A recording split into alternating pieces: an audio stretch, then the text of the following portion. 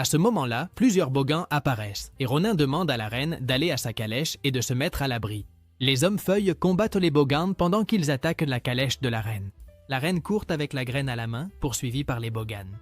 Les hommes-feuilles essaient de l'aider, mais ils sont dépassés par les ennemis. Les Bogans continuent de poursuivre la reine, mais heureusement, Ronin parvient à la sauver et l'emmène sur un colibri.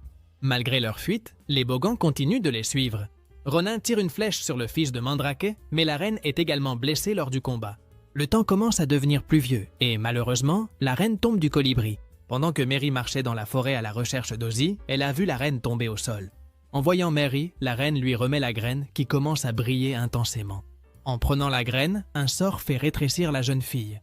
Devenue petite, Merry s'approche de la reine et la trouve gravement blessée. La reine dit à Merry qu'elle devra apporter la graine à un gardien nommé Nimgaloo. À ce moment-là, les hommes-feuilles apparaissent et malheureusement, la reine ne survit pas à ses blessures et s'évapore dans l'air. Après cela, Ronin ordonne aux hommes-feuilles de protéger la graine des Bogans et de leur chef. Merry est émerveillée par les créatures de la forêt et se rend compte qu'elle est désormais l'une d'elles et que tout ce que son père lui disait était vrai.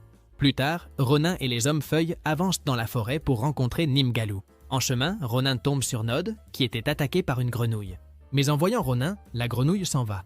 Ronin informe Nod que la reine n'a pas survécu et lui demande de les accompagner jusqu'à Nimgaloo. Nod accepte et accompagne les hommes-feuilles jusqu'à Nimgaloo. Pendant ce temps, le père de Mary rentre à la maison, mais il se rend compte que quelque chose ne va pas, car sa fille a disparu.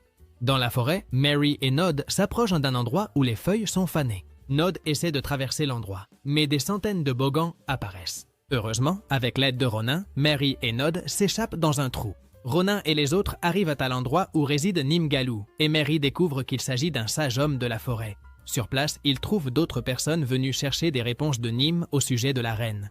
Nim apparaît, mais il a peur de révéler que la reine a été achevée et s'enfuit effrayé. Cependant, Nim rencontre Ronin et, lorsque Mary lui montre la graine, il les conduit dans un endroit rempli de parchemins.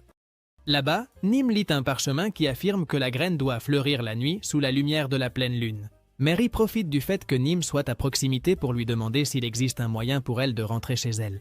Nim lui donne un parchemin et dès qu'il souffle de la poudre, quelques images de la reine apparaissent. Mary demande à la reine de redevenir humaine, mais la reine répond que la graine a besoin d'elle et qu'elle est là pour une raison. La reine dit à Mary d'être présente lorsque la graine fleurira et qu'après cela, elle pourra redevenir humaine. Après cela, Nim annonce au peuple que la reine est partie, mais avant qu'ils ne paniquent, il les rassure en disant que lorsqu'une graine fleurira, une nouvelle reine émergera.